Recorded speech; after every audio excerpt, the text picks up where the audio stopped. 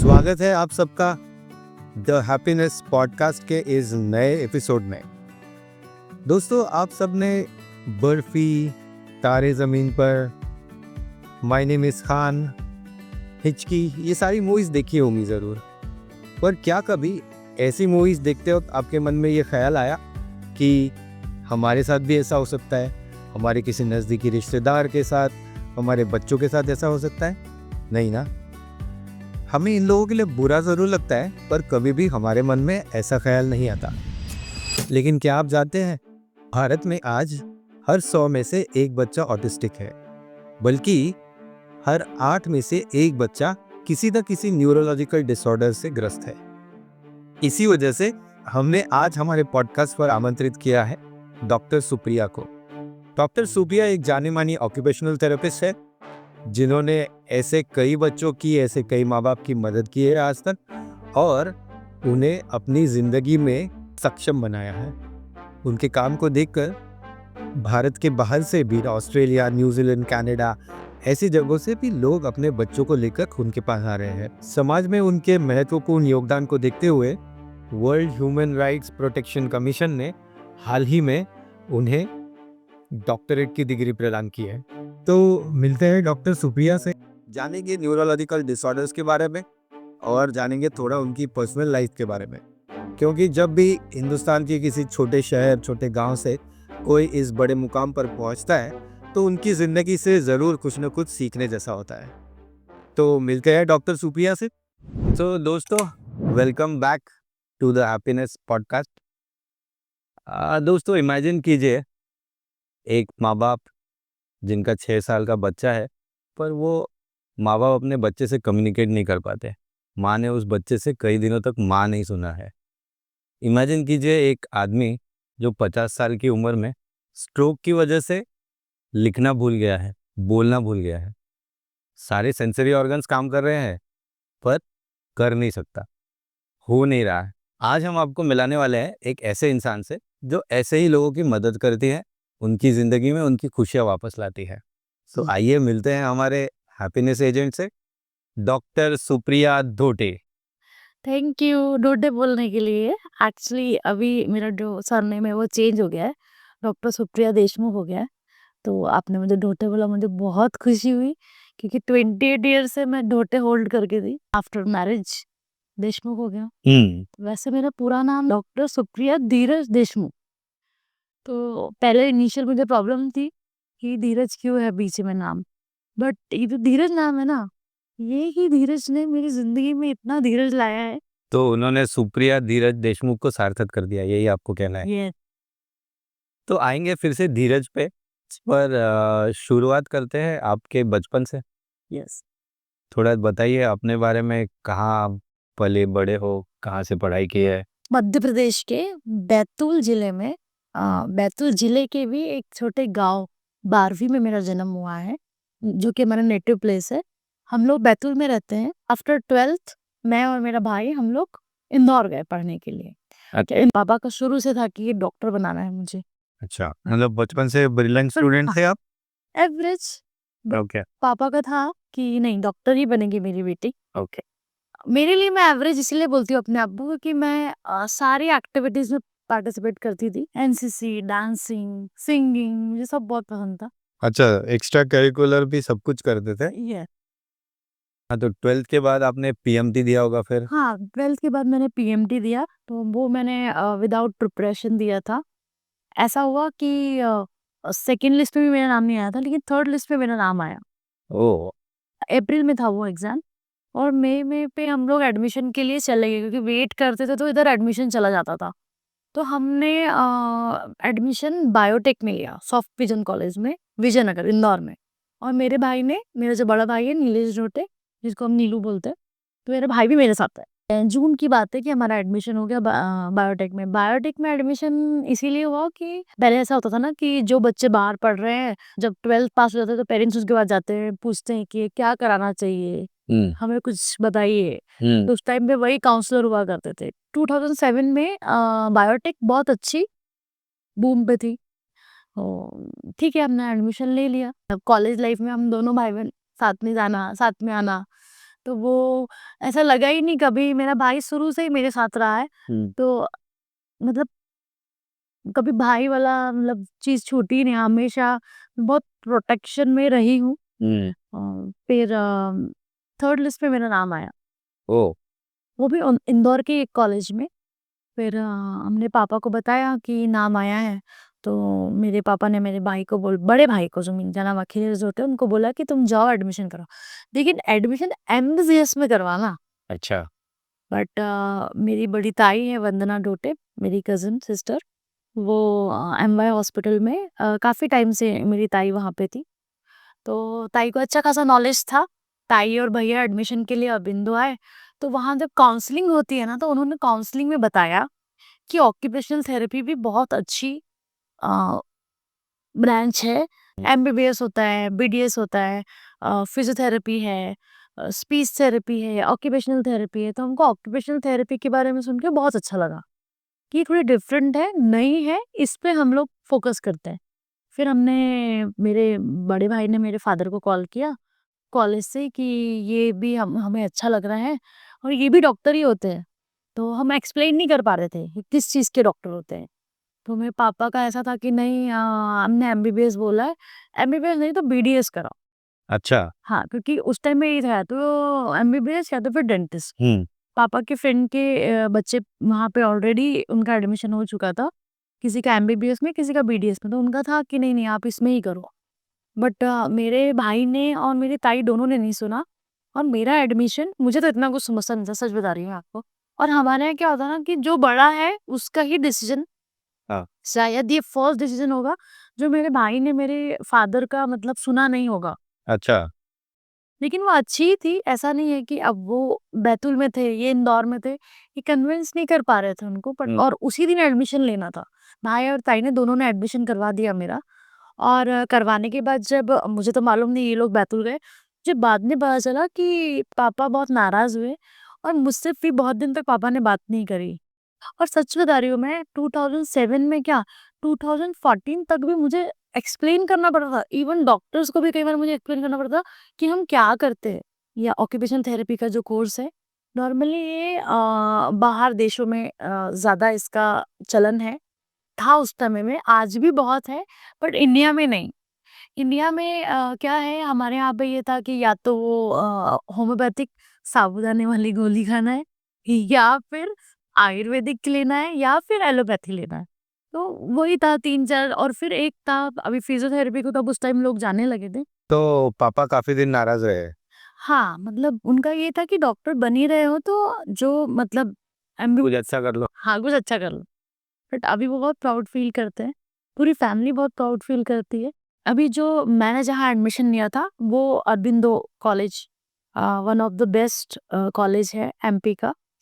अभी उसका नाम Shri Aurobindo institute of medical science है।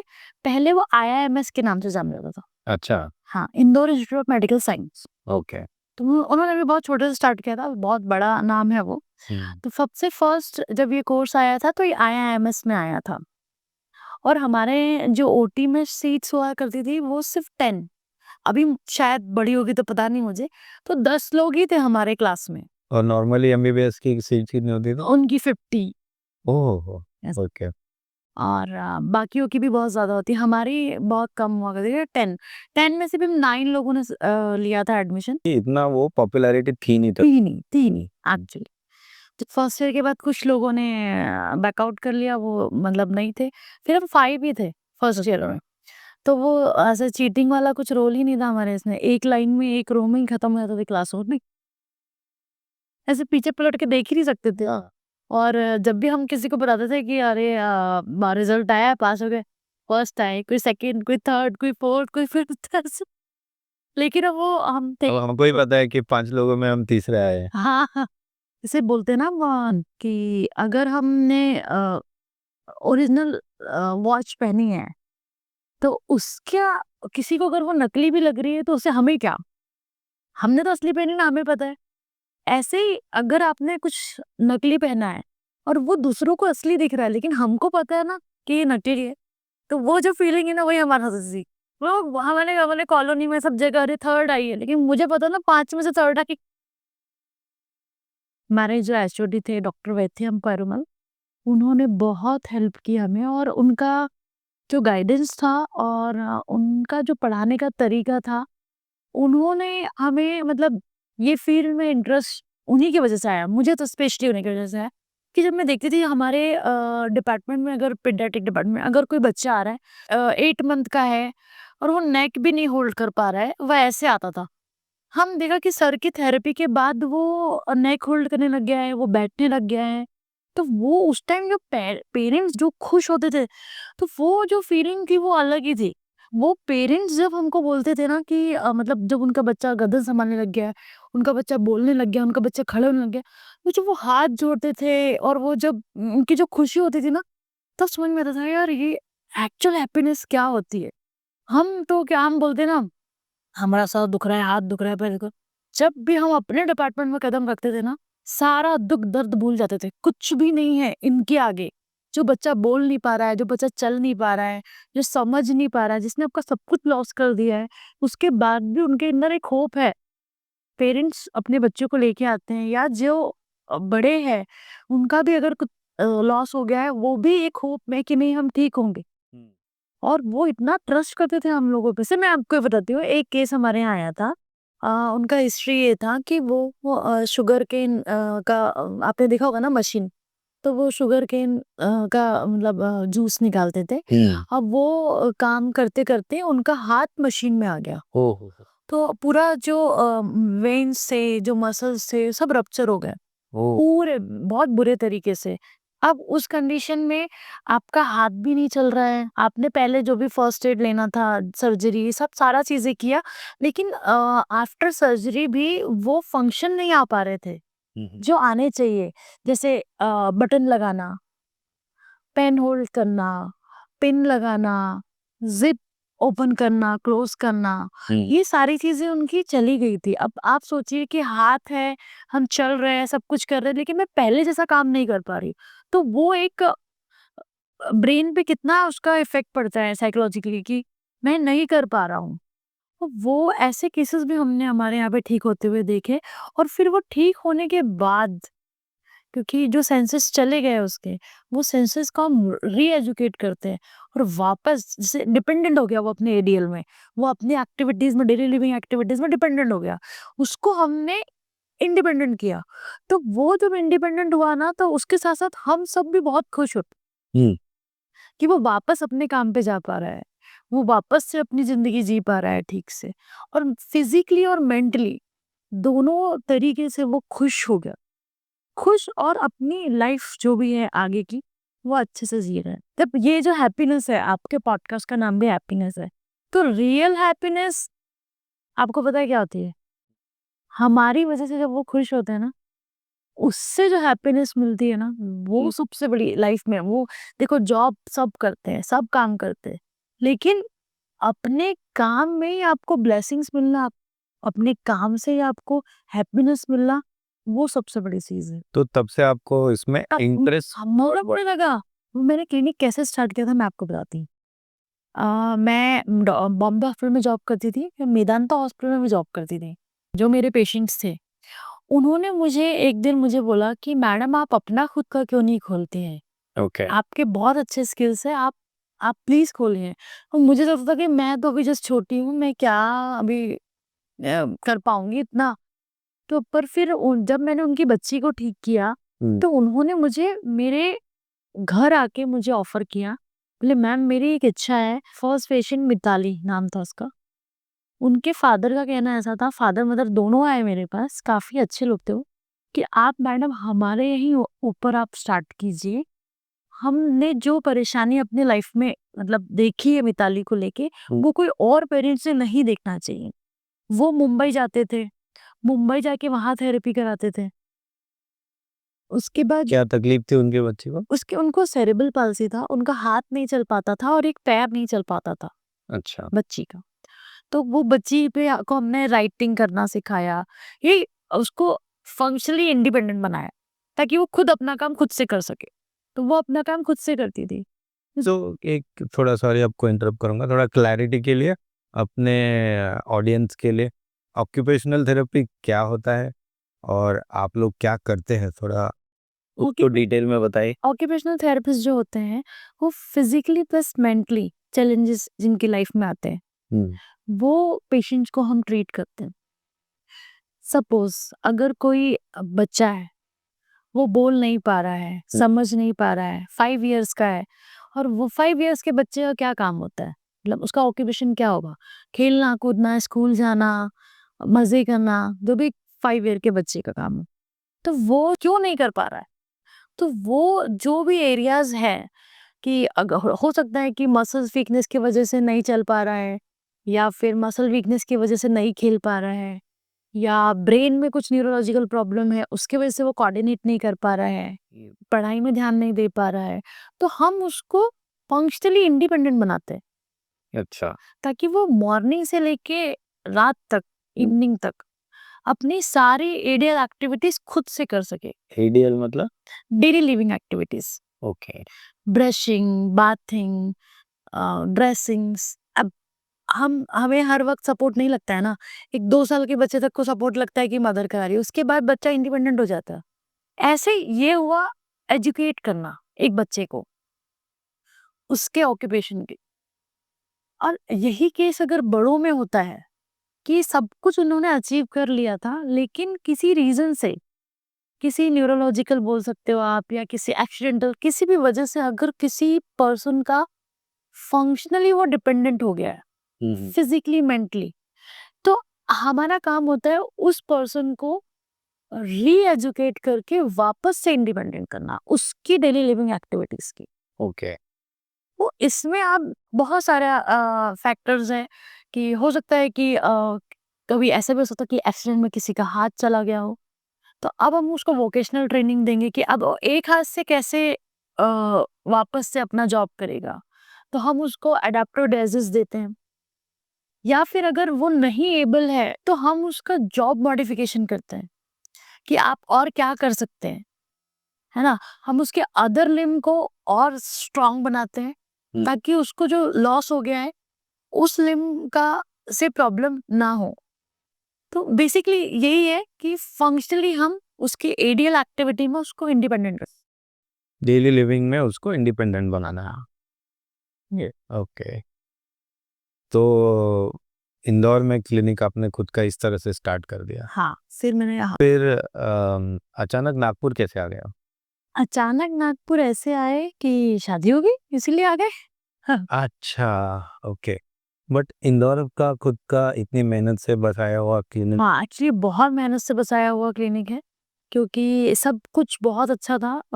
ये आज पॉडकास्ट मेरे शायद फैमिली वाले भी देखे, अभी मैं बोल नहीं पाई बट मैं बोलना चाहूँगी कि मैंने कोशिश की कि मैंने उनको बोला कि मुझे क्लिनिक खोलना है, बट उनका था कि तुम आज नहीं कल तो शादी करना है तुमको, तो यहाँ जब तुम्हारी जहाँ शादी होंगी तुमको वहां तुम्हारा क्लिनिक खोल के देंगे, अभी ओके। जॉब करो। बट मेरा था कि नहीं नहीं मुझे क्लिनिक खुद का ही खोलना है क्योंकि मैंने बहुत बच्चों को मतलब ठीक किया, तो मुझे एक मोटिवेशन मिला कि मैं और कुछ कर सकती हूँ, और कुछ कर सकती हूँ, मुझे मजा आने लगा। इंडिपेंडेंटली खुद से काम करना है, इसीलिए खुद का क्लिनिक स्टार्ट किया। ये मैंने खुद का टेबल खुद रखा है, खुद चेयर लाई है, खुद ही रिसेप्शनिस्ट, खुद ही डॉक्टर, सब खुद ही किया। फिर धीरे धीरे रिसेप्शनिस्ट रखी, फिर मैंने अपने जूनियर्स को अपने यहाँ पे बुलाया। ऐसे ऐसे करके मेरा 7-8 लोगों का इंदौर में टीम हो गया था। अच्छा। 1 बच्चे, 2 बच्चे, 3 बच्चे, बड़े। उसके बाद मेरे 25-30 पेशेंट्स थे वो इंदौर में उस टाइम में। फिर उसके बाद और पेशेंट्स आने लगे, बट फिर शादी का रिश्ता आ गया। अच्छा, ऐसा। रिश्ता आ गया मतलब आपका अरेंज मैरिज है? मतलब ऐसे बोल सकते हो आप कि 28 का मेरा एज हो गया था। फिर पापा मम्मी को रहता है कि अब पोस्ट ग्रेजुएशन भी हो गया है, तो अब ये तो शादी करना ही है। फिर देखना स्टार्ट किया, चल रहा था। पापा के पास बहुत एन नंबर्स और डॉक्टर्स की लिस्ट थी, बहुत सारे। अच्छा, डॉक्टर से ही शादी करनी थी अब? हाँ, वो तो क्लियर था, एकदम क्लियर था पापा का। अच्छा, पापा का क्लियर है, आपका पापा कोई ओपिनियन नहीं लग गया? आपको मैं बताऊं, मेरे दोनों भाइयों की भी प्योर अरेंज मैरिज है, और मेरे दोनों भाइयों ने मेरी भाभीियों को जब वरमाला डालते हैं ना तभी देखा है। ये कोई मान ही नहीं सकता, लेकिन हमारे यहाँ पे ऐसा है कि जो कुछ भी है हमारे पापा ही डिसीजन लेते अच्छा। हैं। और हमारे पापा का एक था शुरू से, हमें लड़कियां बहुत सुंदर चाहिए, जोड़ी अच्छी लगनी चाहिए। ऐसे मेरे लिए भी सेम था उनका कि अच्छा मतलब जोड़ी दोनों की अच्छी लगनी चाहिए। लेकिन डॉक्टर्स का कैसा होता है ना, पढ़ते पढ़ते ही बहुत एज हो जाती तो इतनी कोई अच्छी जोड़ी मिल नहीं पा रही थी फ्लैटमेट थी, स्वस्थ थी। वो और मेरी कजिन शिवानी, हम बोले दीदी एक काम करते हैं, ये बड़े पापा तो बोले डॉक्टर्स जो सारे देख रहे हैं वो अच्छे नहीं दिख रहे, अपन एक काम करते हैं, शादी.com पे तुम्हारा अकाउंट खोल देते हैं। बोले ऐसा भी होता है क्या? बोले हाँ, उस पे हम पसंद कर सकते हैं ना। बोले ठीक है। मैंने बोला चलो स्टार्ट करते हैं। तो वो दोनों ने बैठ के बनाई, नहीं बढ़िया खाना वाना खा रही थी हम। फिर हमने ना उसको बहुत 8 दिन तक देखा नहीं। फिर वीकेंड था तो बिग बॉस चल रहा था उस टाइम, ये बात है नवंबर की। तो हम लोग बिग बॉस देख रहे को, बिग बॉस देखते देखते थोड़ा हमको बोर हुआ। फिर हमने रुस्तम मूवी देखा, रुस्तम मूवी देखा। फिर अरे बड़ा अच्छा लग रहा, अक्षय कुमार गाने वाने बहुत अच्छे लग रहे थे उसके। फिर उतने मेरी कजिन बोलती है दीदी किसी नेवी वाले ने आपके, लिटरली वैसे बोली दीदी किसी नेवी वाले ने आपके प्रोफाइल को लाइक किया है, उसमें धीरज डी दिख रहा है, नागपुर। तो मैं बोली दिखा दिखा दिखा, मैं ये फोटो डालना आप हो। तो फोटो डाला हुआ था प्रोफाइल पे, आप बिलीव नहीं करेंगे किसी हीरो से कम नहीं था फोटो। मैं तो लेटी हुई थी, उठ के बैठ गई, सोचती बोलती हमको दिखाओ हमको दिखाओ। फिर हमने ना फोटो देखा और इतना मतलब, आप डालिएगा फोटो, शिप है, शिप के पीछे पूरा पानी पानी दिख रहा है, एकदम ब्लू कलर का वाटर, और बहुत अच्छा स्वेटशर्ट पहन के साहब खड़े थे, इतने इतने हैंडसम लग रहे थे। हम यार शादी तो इससे ही करेंगे। और थोड़ी देर पहले ही रुस्तम मूवी देखी। फिर हमको मालूम नहीं था, लेकिन नेवी और मर्चेंट नेवी में क्या फर्क होता है, मतलब इंडियन नेवी में, मेरे हस्बैंड मर्चेंट नेवी में थे, नेवी तो नेवी होती है हमारे लिए। फिर हमने भी इंटरेस्ट शो कर दिया, हमने भी एक्सेप्ट कर लिया। फिर जब हमने पढ़ना स्टार्ट किया तो शिवानी ने स्टार्ट किया पढ़ना, मेरा पढ़ प्रोफाइल, तो उसमें था कि डिस्क्रिप्शन में न्यूक्लियर फैमिली है, नागपुर से है, सब बहुत अच्छा था, जॉब वाली लड़की चाहिए, कोई ऐसी डिमांड नहीं है। बट नीचे लड़की के लिए डिस्क्रिप्शन था एक बहुत अच्छा, वो ये था कि हाइटेड चाहिए। तो हमें ठीक है, अच्छी बात है। तो बट फेयर और वेरी फेयर, अरे यार ये तो मैं बोली शिवानी रहने दे, फिर तो जाने दे। अच्छा, बाद में देखा कि उसको पेयर लड़की चाहिए, फिर हमने बोला कि रहने दो, ये तो रिजेक्ट हो जाएगा अपना प्रोफाइल ऐसे ही। तो ऑलरेडी इंटरेस्ट शो कर दिया। तो हाँ इंटरेस्ट शो कर दिया था, वो दिन चला गया। लेकिन नेक्स्ट डे इवनिंग में, इवनिंग 7 पे मैं अपने क्लिनिक पे पेशेंट देख रही थी, मेरे सामने पेरेंट बैठे थे और मेरे टेबल पे मेरा फोन था। मैं देखती हूँ कि मुझे मैसेंजर पे मैसेज आ रहे हैं बहुत सारे, और मुझे मैसेंजर पे कभी मैसेज नहीं आता। मैंने 2 मिनट ऐसे ओपन करके देखा तो उसमें था hi I am Dheeraj, how are you, ये सारी चीजें कि मैंने आपका प्रोफाइल, इन्होंने ढूंढ लिया। हाँ इन्होंने ढूंढ लिया। तो मुझे तब तक समझ में नहीं आया कि, तो मैं बोल भी रही हूँ कि आप कौन है, मतलब मैंने यही पूछा हु आर यू। फिर उन्होंने ना फोन किया मुझे, उस टाइम पे वो चाइना में थे, उनका पोर्ट पे शिप था और वहां पे कुछ लिमिटेशंस होते हैं कॉल वगैरह के ना। तो फिर उन्होंने कॉल किया, तो मैं पहचान नहीं पा रही कि कौन है कौन है। फिर मैं बोली कि आपसे मैं घर जाके बात करती हूँ, लेकिन फिर क्या होता है ना, वो शायद वहां पे टाइमिंग कुछ और होंगे, तो बात नहीं हो पाई। फिर सुबह 6:30 बजे फोन आया। तो मैं बोली आपका फोन नहीं लग रहा था, आप कौन बात कर रहे हैं?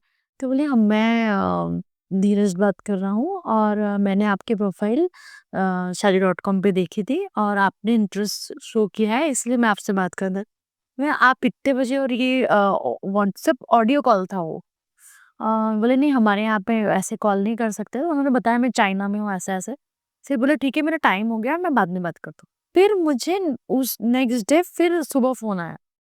तो फिर ऐसे हम धीरे धीरे चैटिंग पे बात करने लगे। तो ऐसे आप दोनों एक दूसरे से मिले और फिर फैमिलीज भी। नहीं नहीं, फिर हुआ ये कि धीरज ने अपने रिलेटिव्स को बोला कि ये रिश्ता है, आप कैसे भी करके यहाँ पे।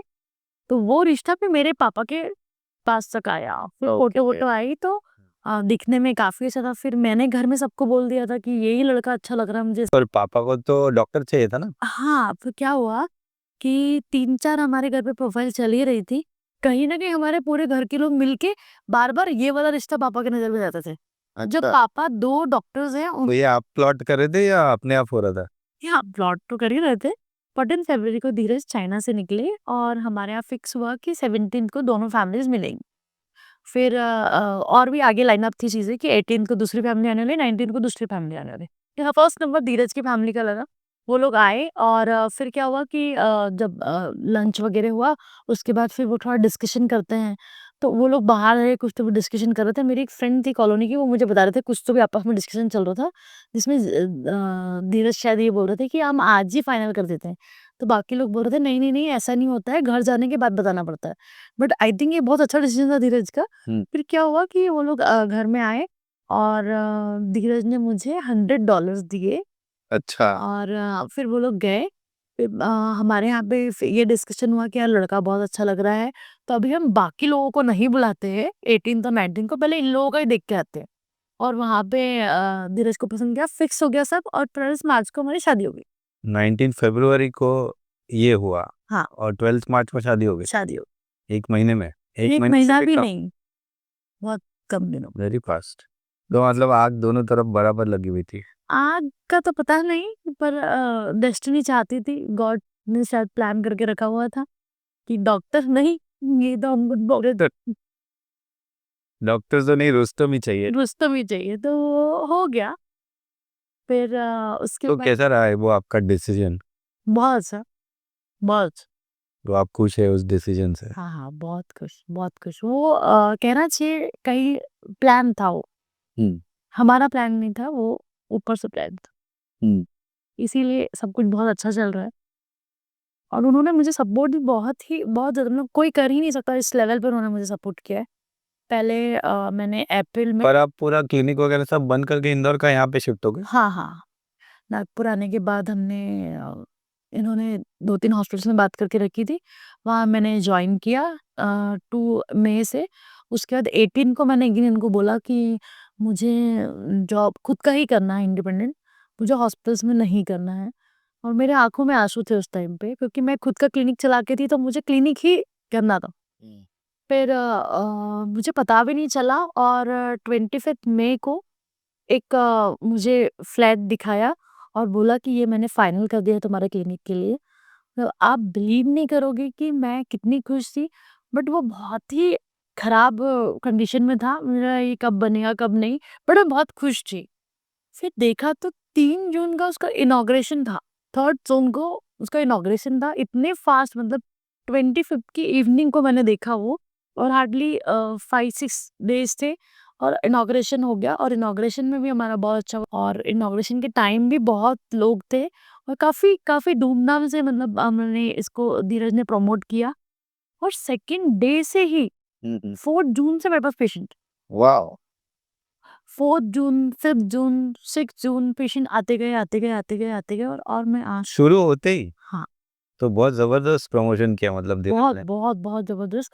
और सबसे अच्छी बात ये, मुझे कभी बताना नहीं पड़ा कि मैं क्या करती हूँ, मैं कैसे काम करूँगी, मेरा क्या प्लान क्या है, बात? क्या नहीं, कुछ मुझे बताना नहीं पड़ा। सबसे इंटरेस्टिंग तो ये, धीरज का एग्ज़ाम था, उनकी पोस्ट में भी उनको अपग्रेड करने के लिए एग्ज़ाम देनी पड़ती है। तो उनका एग्ज़ाम जून में था, 28 जून को, तो वो गए नहीं, मेरे क्लिनिक पे उन्होंने ध्यान दिया, और फिर वो पोस्टपोन होता गया, होता गया, होता गया, होता गया, और धीरज धीरज जॉब पे ही नहीं गया इसके बाद। फिर हमने इसी को इसमें धीरज मैनेजिंग डायरेक्टर है, हमारे 2 और ब्रांचेज़ है, तो अभी हमारा काम बहुत अच्छा चल रहा है। इवन आज भी मुझे कोई फ़ोन कॉल्स नहीं आते हैं, हमारा जो सोशल मीडिया है या हमारा प्रमोशन है, सब कुछ सब कुछ धीरज देखते हैं। तो उन्होंने कैसे लेकिन क्लिनिक सेटअप कर दिया? किसी को पूछना तो पड़ा होगा ना, और भी कोई है क्या? ही इज़ वेरी इंटेलिजेंट अच्छा। एक्चुअली। मतलब बट एक मर्चेंट नेवी वाला आदमी उसको कैसे पता चल सकता है कि एक उन्होंने अब थेरेपिस्ट को क्या चाहिए? उन्होंने अपना स्टडी किया, क्या किया मुझे नहीं पता। क्या बात कर रहे हैं? आज भी अगर आप कोई फ़ोन उनको आते हैं ना, मतलब कंसल्टेशन के लिए या अपॉइंटमेंट्स के लिए, वो पूरा खुद ही डील कर लेते हैं और पूरा खुद बता देते हैं। ऐसे नहीं कि हाँ, मैं मैम से बात करवाऊँगा। वो इतने एक्सपर्ट हो चुके हैं कि वो सारी चीज़ें एक्सप्लेन कर देते हैं कि क्या हमारे यहाँ पे थेरेपीज़ होती है, कौन-कौन सी होती है। इवन जो चीज़ें मैं नहीं करती थी, वो चीज़ों के लिए भी मुझे उन्होंने बोला कि ये नई थेरेपीज़ आई है, आप ये भी अपने क्लिनिक में स्टार्ट करो वाह। और तुम और पढ़ो और सीखो और नई-नई चीज़ें मुझे बहुत चीज़ों से इंट्रोड्यूस कराया धीरज ने। क्योंकि अच्छा, वो उन्होंने आपको इंट्रोड्यूस हाँ, करा? एक्चुअली मुझे नहीं पता था या नहीं पता था, लेकिन उनकी स्टडी बहुत स्ट्रॉन्ग थी। मानना पड़ेगा। हाँ, और आज हम स्टेप बाय स्टेप हम आगे बढ़ते ही जा रहे हैं। हुँ। और आज भी मतलब हर दिन उनके सपोर्ट के बिना मैं कुछ नहीं कर सकती। ऑसम। मतलब वो कहते हैं कि आपके एकेडमिक्स का और आपके करियर का कुछ लेना-देना नहीं है, कई लोग कहते हैं। तो ये धीरज भी एक ऐसी ही मिसाल है मेरे ख्याल से। हाँ, कह सकते हैं, क्योंकि देखिए उनको इस बात से कोई अच्छा वेल सेटल जॉब था उनका। और वो ये भी बोल सकते थे कि तुम्हें करना है करो, नहीं करना है मत करो। बहुत सारे मेरे फ्रेंड्स हैं जो आज भी जॉब नहीं कर रहे, क्योंकि किसी न किसी रीजंस की वजह से। बट मेरे साथ कभी ऐसा नहीं हुआ, क्योंकि धीरज ने मुझे हमेशा हमेशा एनकरेज किया कि आप करो। और आप ये छोटी बात नहीं होती है अपना जॉब छोड़ देना, हुँ। अपना जॉब नहीं करना, वो भी इतना अच्छा। वो जॉब छोड़ के वो मुझे इतना सपोर्ट किया उन्होंने। और सपोर्ट किया, ठीक है, सपोर्ट के साथ वो आज भी जिस मतलब बोलते हैं ना बिहाइंड द कर्टन कोई है जो आपके पीछे जो बहुत काम कर रहा है, वो मेरे पीछे जो आसपास जो एक ऑरा है ना, वो धीरज देशमुख का है। और मैं इतने कॉन्फिडेंस के साथ काम करती हूँ, क्योंकि मुझे पता है कोई ना कोई तो है, कोई ना कोई क्या मुझे पता है धीरज है। और बहुत मैं शब्द भी शायद नहीं बता सकती कि मतलब आप पूरी तरह से अपने काम में फ़ोकस कर पाते हो और कुछ सोचना नहीं पड़ता। इवन मेरी डॉटर है हुँ। 3 ईयर की। आप सोचिए कि मैं प्रेगनेंसी में भी मैंने आखिरी दिन तक काम किया है। क्या बात कर रहे हैं? लास्ट डे तक? लास्ट डे तक मैं लास्ट डे पे क्लिनिक पे आई। हुँ। एक भव्य मेरा बच्चा था, उनका बर्थडे था, उसको मैंने ट्रीट किया। उसके बाद मैंने उसका केक कट किया। और केक कट करने के बाद मैं बाकी बाहर जो लोग बैठे थे उनको बोली कि मैं आती हूँ। हुँ। और मैं अपनी सर्जरी के लिए गई। वॉव! और फिर मैं 5 डेज़ के बाद मैं अपनी डॉटर को लेके डायरेक्ट क्लिनिक में ही आए, मैं और धीरज। 5 दिन के अंदर? हाँ, हाँ। हम पहले क्लिनिक पे आए। फिर उसके बाद 11 डे पे नाम रखते बच्ची का, वो नामकरण हुआ। हुँ। और 12th डे से मैं क्लिनिक पे आना स्टार्ट कर दिया। सब लोगों ने बोला, रिलेटिव्स में बोला, बहुत लोगों ने बोला, "क्यों उसको जॉइन करवा रहे हो अभी से? क्यों ये कर रहे हो?" मेरी इच्छा थी कि मुझे जॉइन करना है। और मैंने हर वक़्त अपनी इच्छाएँ धीरज को बताई। तो धीरज ने ये नहीं बोला कि ये मना कर रहा है, वो मना कर रहा है, तुम मत करो, जाने दो। हुँ। उन्होंने लोगों को क्या आंसर किया, मुझे तो कभी नहीं बोला। लेकिन जो मुझे पता चला, यहाँ लोगों को ये बोला कि फॉरेन में लोग 2 दिन में काम करने लग जाते हैं। हुँ।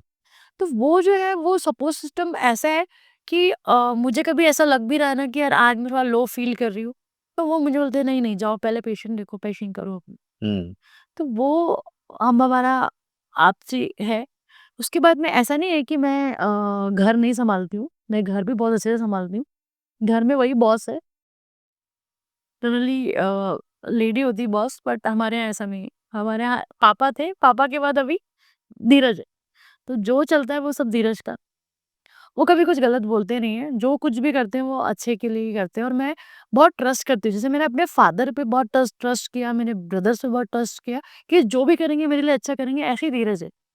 मैं मुझे पता है कि वो जब कुछ भी डिसीज़न लेंगे मेरे लिए, हुँ। वो सही ही होगा। तो ऑसम। मैं बहुत प्राउड फ़ील करती हूँ। वो मुझ पे करते हैं, नहीं करते मुझे नहीं पता। लेकिन मैं बहुत प्राउड फ़ील करती हूँ कि मेरे हस्बैंड धीरज देशमुख। मुझे बहुत गर्व है, बहुत प्राउड है कि मैं उनकी वाइफ़ हूँ। ज़बरदस्त! ये कहानी बहुत इंस्पायरिंग है एक्चुअली। वापस आते हैं आपके प्रोफ़ेशनल लाइफ़ पे। अम, क्या किस तरह के I mean occupational therapist is a huge branch I think. तो उसके अंदर किस तरह के पेशेंट्स आप देखते हो? क्या प्रिवेलेंट आजकल प्रॉब्लम्स है बच्चों में? और किस तरह के बच्चों को आप ट्रीट करते हो? ज़्यादातर आपके पास आजकल कौन से बच्चे आ रहे हैं? इसमें थोड़ा डिटेल बताइए। ऐसे तो हम बहुत सारे कंडीशंस पे काम करते हैं, जैसे स्ट्रोक हो गया, पैरालिसिस आपने सुना ही होगा हुँ। कि वन साइड अफेक्टेड हो जाता है, स्पीच चला जाता है, मतलब ये बड़ों की बात कर रहे बड़ों हैं। की बात है। ओके। ठीक है? ऐसे ही Down syndrome, ADHD, autism, SPD, sensory processing disorder, हुँ। सेरेब्रल पाल्सी, डिले डेवलपमेंट, हम्म, ये बहुत सारे केसेस हैं जो हमारे क्लिनिक में आते हैं। हम्म। इसमें भी सबसे ज़्यादा अभी मैं जिस पे काम कर रही हूँ वो ऑटिज़्म, एडीएचडी, तो ये केसेस अभी ज़्यादा देखने में आ रहे हैं। तो इसमें मैं अभी ज़्यादा, मेरी प्रैक्टिस अभी ज़्यादा स्पेशल किड्स पे है। तो एडीएचडी और ऑटिज्म, और कैसे इनको डिफरेंशिएट किया जाए एक आम आदमी के लिए?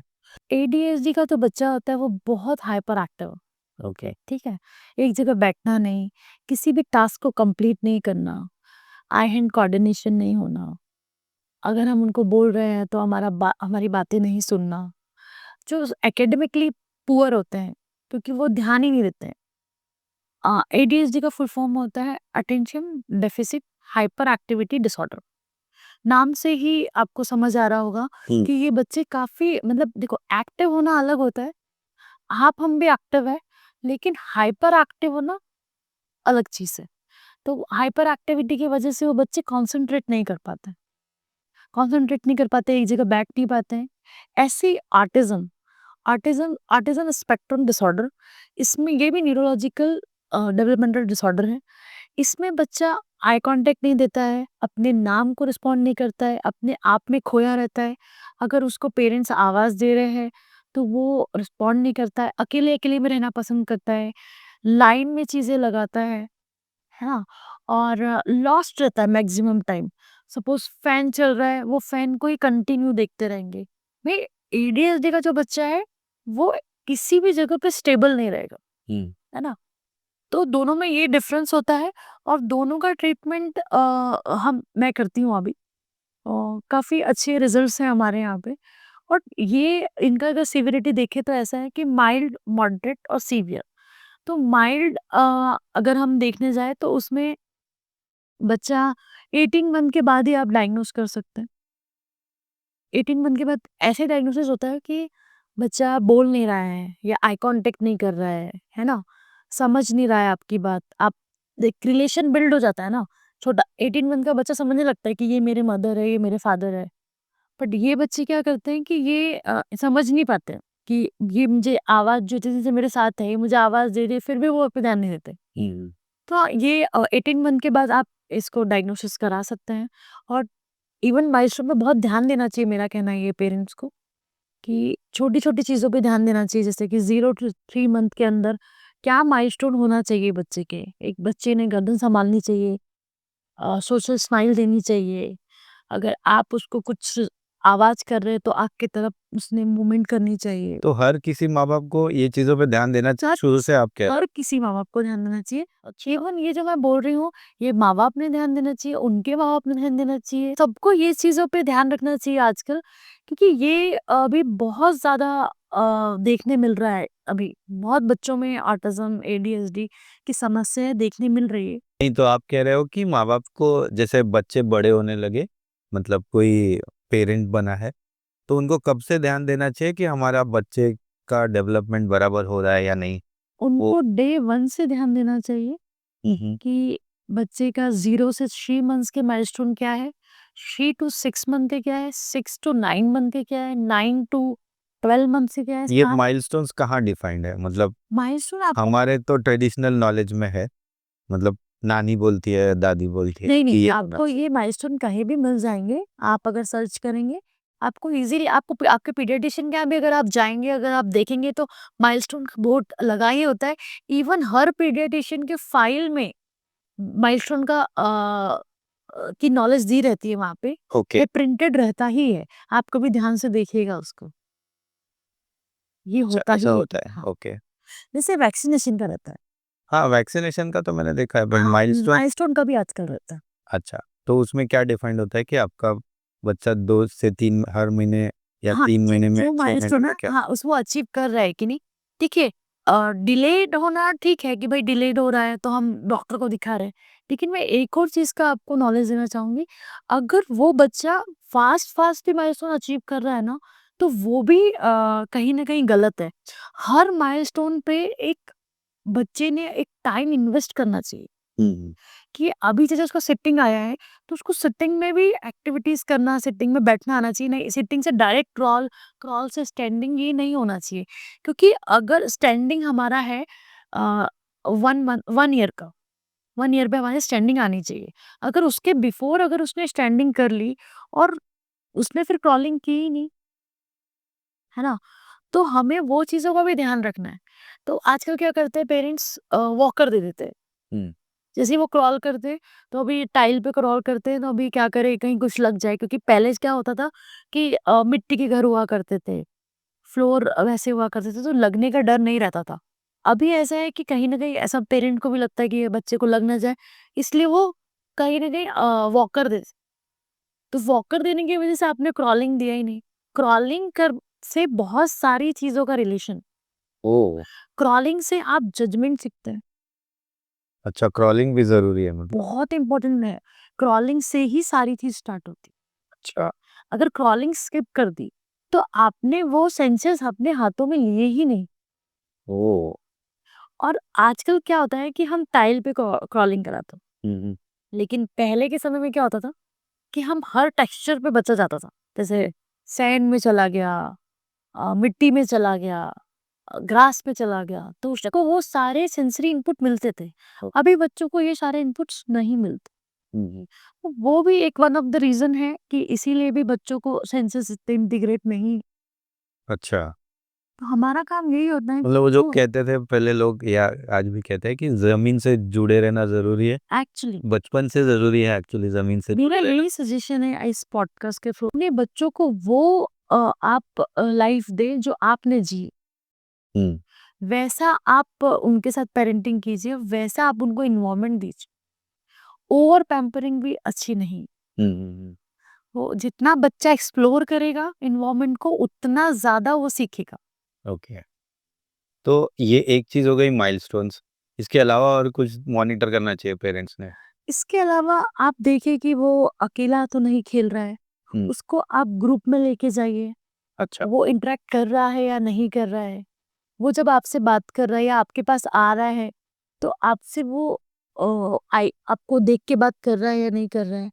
या फिर आप उसको जो डाइट दे रहे हैं, तो आप कहीं उसको सेम डाइट पे तो नहीं रखा हुआ है, कि सिर्फ़ आप उसको मिल्क ही दे रहे हैं या सिर्फ़ आप उसको मिठाई दे रहे हैं। आप उसको सारे टेक्सचर्स खिलाइए। अच्छा, बहुत बार हाइपर एक्टिविटी फूड के वजह से भी होती है। ओके। आपको ये भी पता होना चाहिए माइलस्टोन के साथ-साथ कि एक 1 ईयर के बच्चे ने या 6 मंथ के बच्चे ने या 2 ईयर के, 3 ईयर के जो भी एक पैरामीटर्स है ऐज का, वो हर ऐज के बच्चे ने कितना डाइट लेना चाहिए, कितना प्रोपोर्शन उसका डाइट में होना चाहिए। हुँ, हम क्या करते हैं, हम खुद तो अब जाके सीख रहे हैं डाइट, कहीं न कहीं हम लोग भी अब ओरिएंटेड हुए हैं कि हमें सैलेड्स खाने चाहिए, हमें फ्रूट्स खाने चाहिए। बहुत अभी क्या डाइट बहुत फैशन में है, तो अभी हमको ऐसा लगता है कि हम जो कर रहे हैं वो हमारे बच्चे ने करना चाहिए। ऐसा नहीं है। हमें इतना टाइम लग गया ये सब चीज़ें करने के लिए, तो उन्हें अभी उनकी लाइफ़ जीने दीजिए। उन्हें आप इसके बारे में भी पढ़िए, डाइट के बारे में। डाइट का बहुत इम्पोर्टेंट रोल, बहुत मैदे से बनी चीज़ें ना दें, स्वीट, चॉकलेट्स ये सारी चीज़ें। तो I think lifestyle one of कहने से द अच्छा रीज़न। हाँ, शायद लाइफ़स्टाइल बहुत बड़ा रीज़न है, हाँ, एक्चुअली जो चेंज्ड लाइफ़स्टाइल है। ओवरऑल ही लाइफ़स्टाइल काफ़ी सारा चेंज हो चुका है। कल मैं पढ़ रहा था कहीं कि हर 8 में से 1 बच्चा ईदर लर्निंग डिसऑर्डर या डेवलपमेंटल डिसऑर्डर से आज के डेट टाइम में में पीड़ित है। एक् तो काफ़ी सीरियस मैटर है सीरियस मैटर। और जैसे कि आप बोल रहे हैं कि इसको अर्ली डिटेक्शन होना बहुत इम ज़्यादा इम्पोर्टेंट है। इसमें आप पीडियाट्रिक का भी हेल्प ले सकते हैं। आप उनसे आप हर वैक्सीनेशन के टाइम आप उनका माइलस्टोन चेक कराइए। आप नहीं कर पा रहे हैं, आप उनसे चेक कराइए कि ये जैसे अगर आप वैक्सीनेशन के लिए जा रहे हैं, हुँ, बच्चा रो रहा है कि नहीं?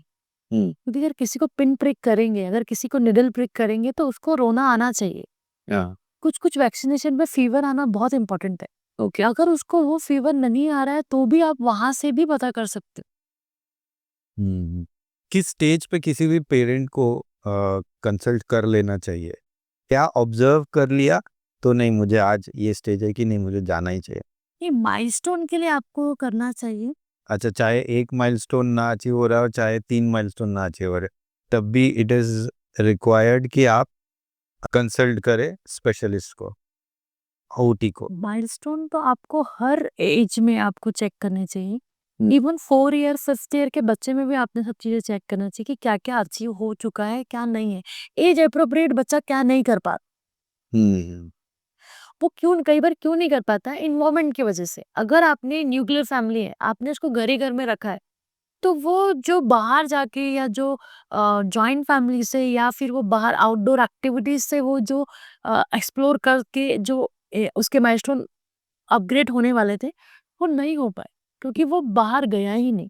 जैसे अभी आपने देखा होगा कि कोविड आया था, कोविड के टाइम में बच्चे बाहर निकले ही नहीं, उन्होंने गार्डन देखा ही नहीं।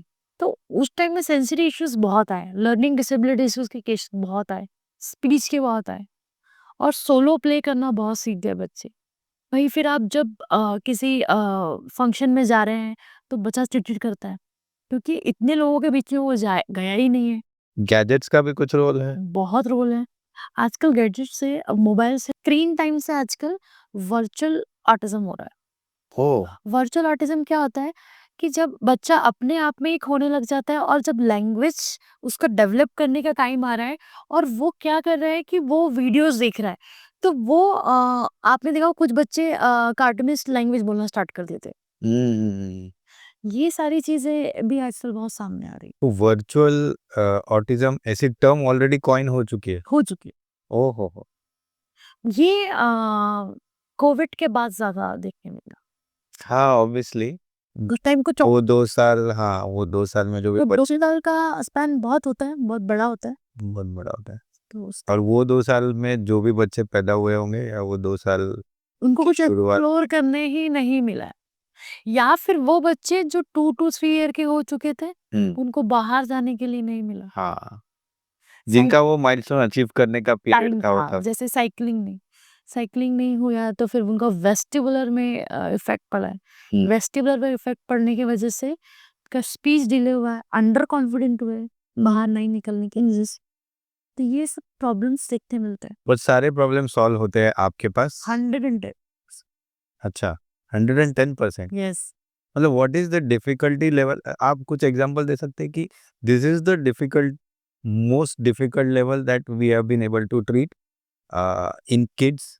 लेट्स से 2 एग्जांपल लेते हैं, एक एडीएचडी का, एक डिलेड डेवलपमेंट का, एक ऑटिज्म का। 3 एग्जांपल लेते हैं।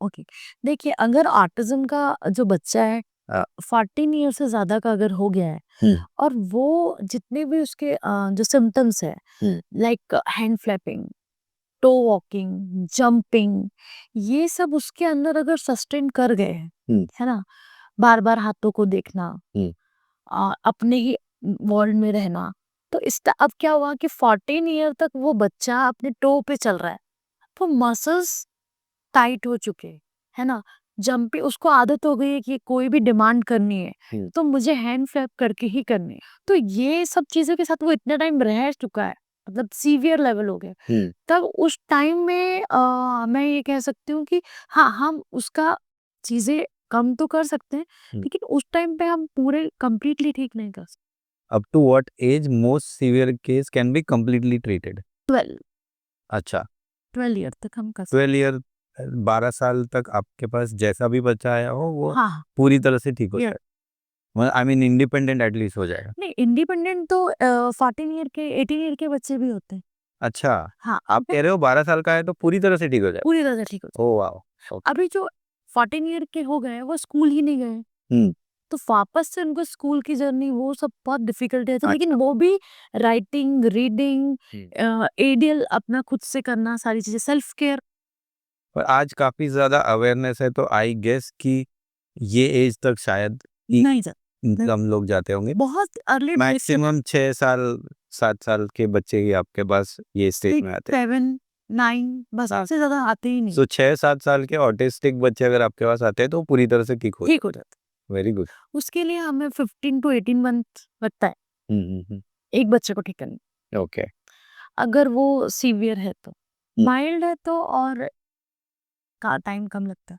अच्छा वो पूरी तरह से ठीक हो ठीक जाएगा, हो मतलब सब कुछ बोलने लगे, हाँ, सब बोलने अपना लगता काम। है, नॉर्मल स्कूल में जाने लगता है, सब चीज़ें अपनी सारी डिमांड्स जो भी एक बच्चे को एज नॉर्मल बच्चे को करनी चाहिए वो सब करने लगता है। सब इवन ये बच्चों के जो लेफ्ट और राइट ब्रेन दोनों बहुत अच्छे चलते हैं, हायर फंक्शनिंग होते हैं अच्छा। ऑटिज्म के वजह से, ओ जल्दी ग्रास्प कर लेते हैं। अच्छा।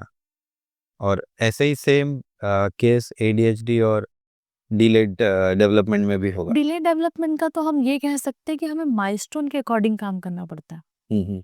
अगर बच्चा हमारे पास बहुत छोटे एज में आ गया है तो बहुत इजीली हम उसको ट्रीट कर लेते हैं। जैसे 6 मंथ में आ गया है, सिटिंग नहीं है, सिटिंग उसका ला दिया तो आगे के माइलस्टोन वो खुद ही अचीव कर लो। अच्छा, ऐसा तो crux of the matter is कि बच्चों को जल्दी ये सब चीजें डिटेक्ट होनी चाहिए, माँ बाप ने माइलस्टोन्स पे ध्यान देना चाहिए और जल्दी से जल्दी थेरेपिस्ट के पास लेके जाना चाहिए। और अगर आप नहीं लेके जा पाते हैं तो एटलीस्ट अपने बच्चों को इन्वॉल्वमेंट में बार बार ये करें कि हमारे बच्चों के सामने अगर वो बच्चा नहीं आपकी बात सुन रहा है, आपको ऐसा लगता है कि वो आपकी बात नहीं सुन रहा है, लेकिन आप उसके आसपास डिस्कशन मत कीजिए। वो अगर कोई चीज नहीं कर रहा है आप चिढ़िए मत, है ना। वो हमारे इमोशंस को कैच कर लेते और वो हमें और चिढ़ाना स्टार्ट करते हैं। सपोज अगर कोई बच्चा है, उसको कोई चीज थ्रो करने में मजा आती है और फिर मदर का रिस्पॉन्स होता है कि इसने गिरा दिया, इसने तोड़ दिया, तो वो जो मदर का फेस होता है उनको समझ में आता है कि ये चिढ़ रहे हैं, तो वो बार बार वो जॉय के लिए वो चीज कर। तो समटाइम हमको कुछ चीजें इग्नोर भी करनी पड़ती है। वॉच कीजिए बट स्मार्टली वॉच कीजिए ओके ओके। और बहुत फाइन एंड फंक्शन पे फोकस कीजिए। आप खुद ही कलरिंग करवाइए घर में, सैंड एक्टिविटीज कराइए। अवेयरनेस तो आजकल काफी हो गया, बट मेरा ये ऑब्जर्वेशन है कि कई बार पेरेंट्स ओवर एंथुसियास्टिक भी हो जाते हैं। एक्चुअली आजकल लोग जैसे दवाइयाँ खुद व्हाट्सएप पे देख के लोग दवाई खाने, आपको भी ऐसे कुछ एक्सपीरियंस होते हैं? बहुत बहुत ज्यादा होते हैं मुझे। जैसे कई बार ये होता है कि बच्चा सिर्फ लैंग्वेज डिले है और वो पहले बढ़ कर इसको ऑटिज्म है। अच्छा। ऑटिज्म को डायग्नोस करने के लिए भी बहुत सारे स्किल्स है। जब वो आप स्किल्स आपने यूज की है, आपने प्रॉपर डायग्नोसिस किया, उसके बाद हम उसको ऑटिज्म बोलेंगे। ये बोल नहीं रहा है, ये समझ नहीं रहा है, इसको ऑटिज्म है। अच्छा। ऑटिज्म बहुत बड़ा टर्म है। ठीक है, वो क्योर होता है, लेकिन जिसको नहीं है उसको क्यों टैग लगाना। तो आजकल स्कूल्स में भी ये बहुत हो रहा है अच्छा। कि आपका बच्चा बोल नहीं रहा है, इसको ऑटिज्म है। मेरा ये कहना है कि गूगल को आप साइड रखिए।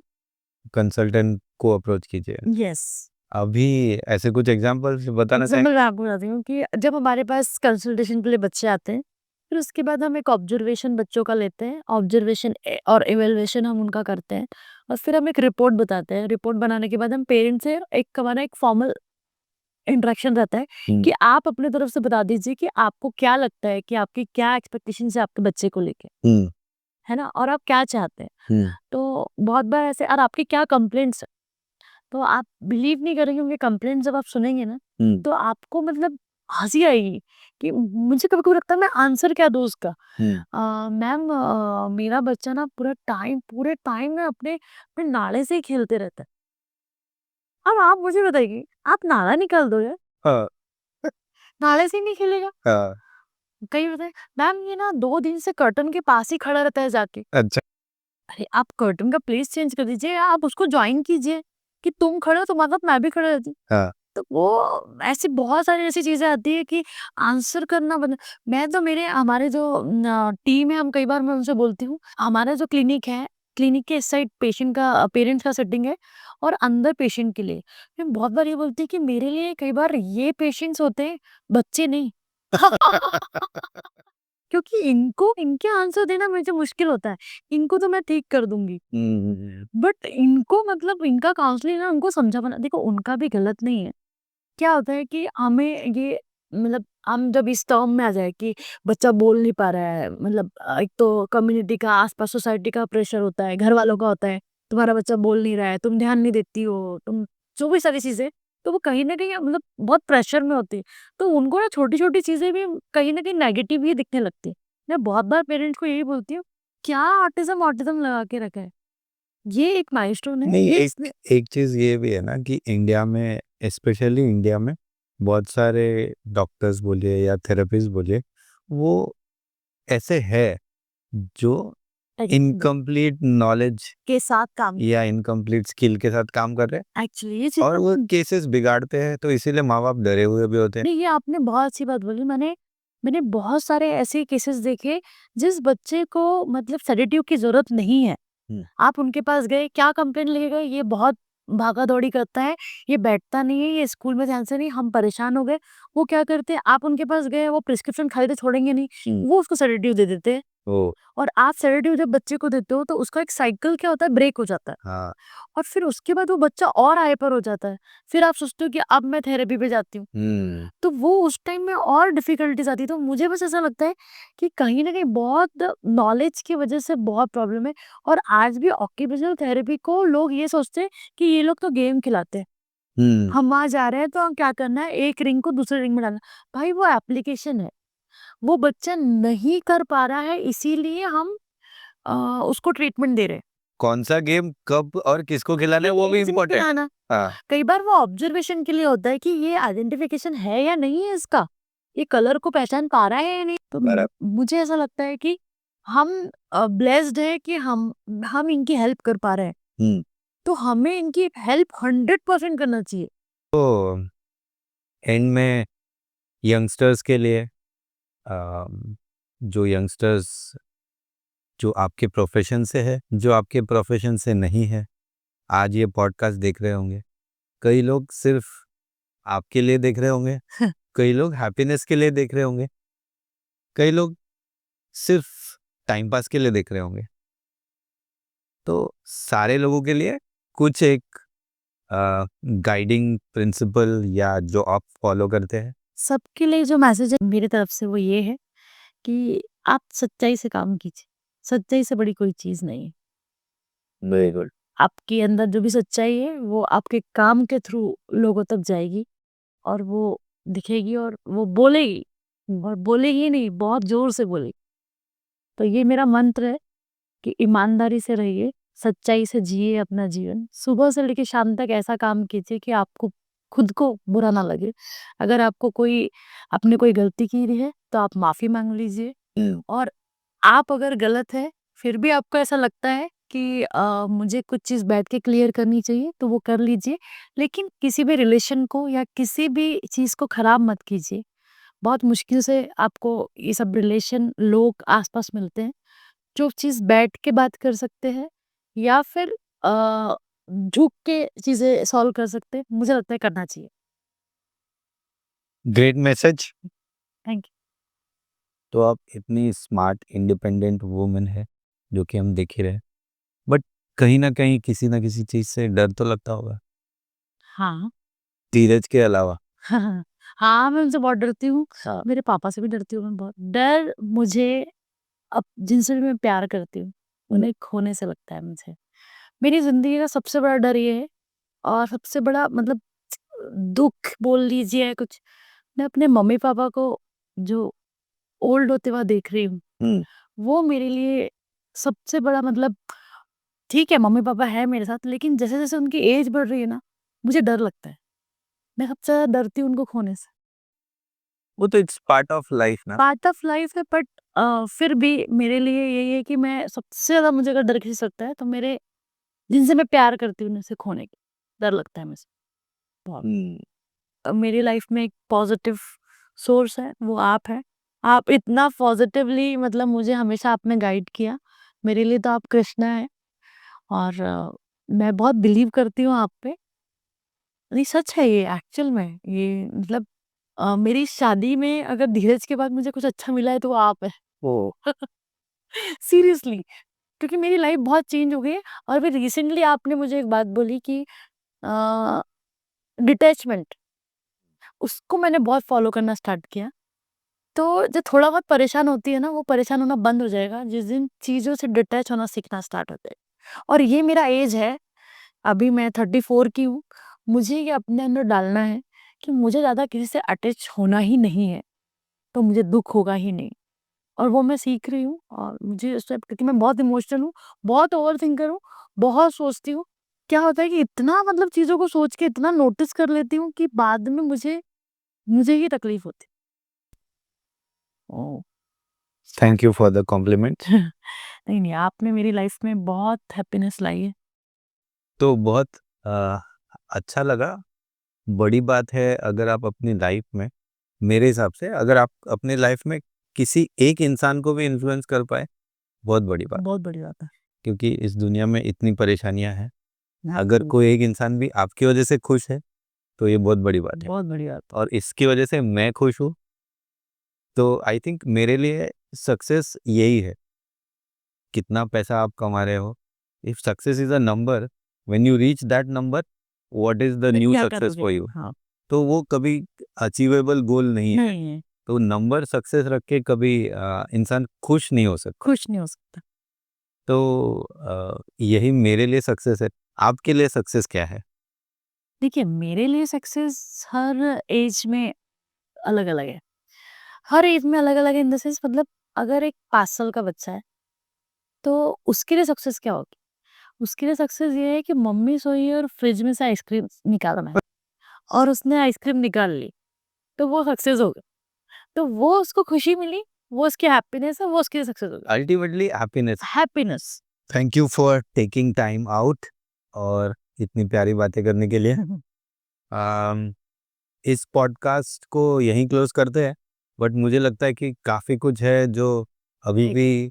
हमारे बीच, कई बार हम बात कर चुके हैं, बट ये सब तक पहुंचना ज़रूरी है। तो दोस्तों, यकीनन डॉक्टर सुप्रिया के साथ ये मुलाकात आपको पसंद आई होगी।